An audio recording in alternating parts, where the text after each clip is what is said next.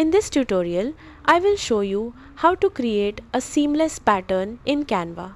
First, open Canva in your browser and log into your account. If you do not have an account yet, you can create one for free. Once you are on the Canva homepage, click Create a Design.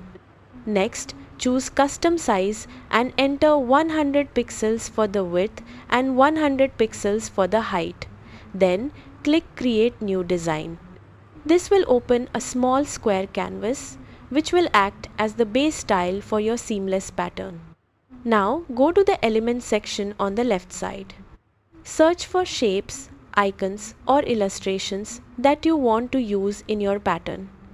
For example, you can search for flowers, stars, leaves or geometric shapes.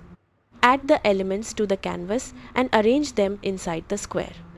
Make sure to keep some space near the edges so the pattern can repeat smoothly. You can duplicate elements and rotate or resize them to create a balanced pattern layout. Adjust the colors of the elements to match the style you want for your pattern. Take a moment to review your design and make sure everything looks evenly spaced. When your pattern tile is ready, click Share and then Download. Choose PNG or JPG to save the pattern tile.